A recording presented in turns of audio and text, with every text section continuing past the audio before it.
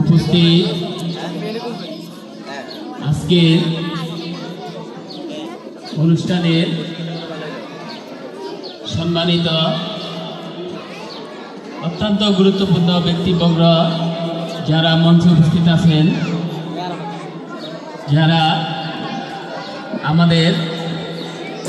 আমাদেরও ওনাদেরকে শিক্ষক মনে হয় যে আমরা ওনাদেরকে এমন শ্রদ্ধাবান ব্যক্তিবর্গ যে আজকে স্টেজে আছেন, আসলে ওনাদের সামনে আমরা ওনাদের যোগ্যতার সামনে আমরা কিছুই না।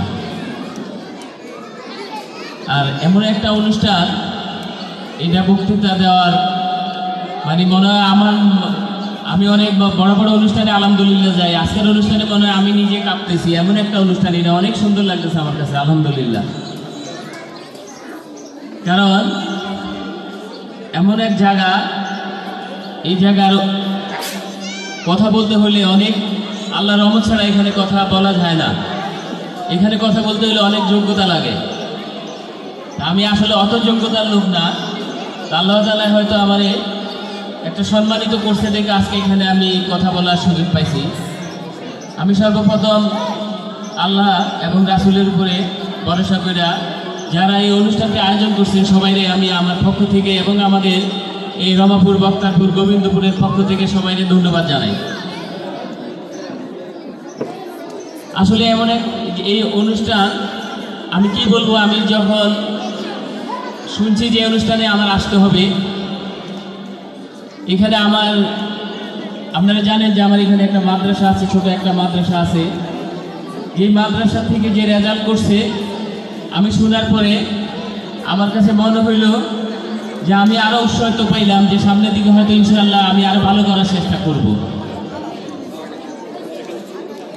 তো সর্বপ্রথম আসলে আজকে যারা এখানে শীতের দিন, যদিও কিন্তু আজকে ভালো গরম পড়তেছে, এত গরমের ভিতরেও চাটকিল থেকে অনেক দূর দূরান্ত থেকে অনেক ছোট ছোট বাচ্চারা, অনেক গুরুত্বপূর্ণ ব্যক্তিবর্গ, শিক্ষকরা এবং অভিভাবকরা এবং ছোট ছোট আমাদের বাচ্চা সমান মেয়েরা যারা আজকে এই অনুষ্ঠানে আছে গরমের মধ্যে, আমি সবাইকে ধন্যবাদ জানাই এই অনুষ্ঠানে উপস্থিত হওয়ার জন্য।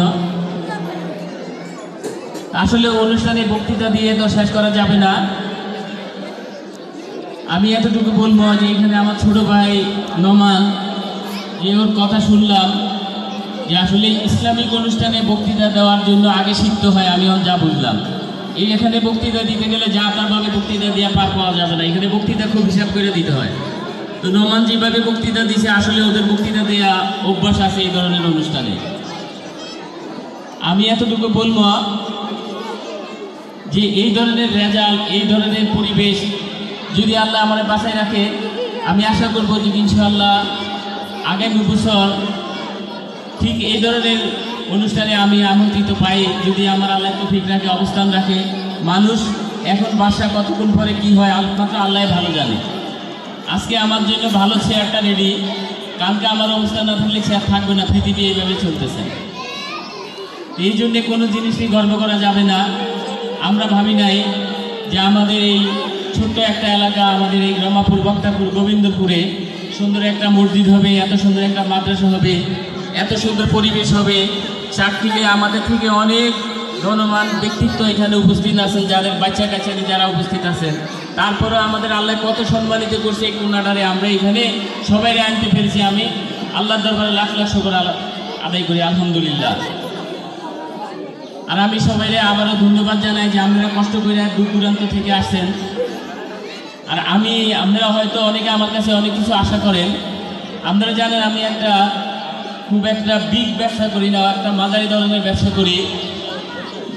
আমি কালকেও বলছি, আজকেও আপনাদেরকে বলতেছি যে আমি বিশাল ব্যবসায়ী না, তবে আমার কাছে এটা সত্য, টাকা থাকলে আমি এবং এই ধরনের ভালো কাজের সাথে আমি সব জায়গায় জড়িত। এখানে যেমন আমি নারায়ণগঞ্জ, মনে তার থেকে অনেক বড় বড় জায়গায় আমি আলহামদুলিল্লাহ এই অনুষ্ঠানের সাথে অনেক শত শত মাদ্রাসা, মসজিদের সাথে আমি জড়িত আছি, আলহামদুলিল্লাহ। এই ধরনের কাজে আমি উৎসাহিত করি। তার ওদের থেকে এটা তো আমার এলাকা, এখানে আমি আশা করবো সামনের দিকে ইনশাআল্লাহ আমি আরও উৎসাহিত আপনাদেরকে করবো, যদি আল্লাহ আমার তৌফিক দেয়। আমি আপনাদেরকে এই ধরনের কাজের জন্য ইনশাআল্লাহ আমি সহযোগিতা করার চেষ্টা করব।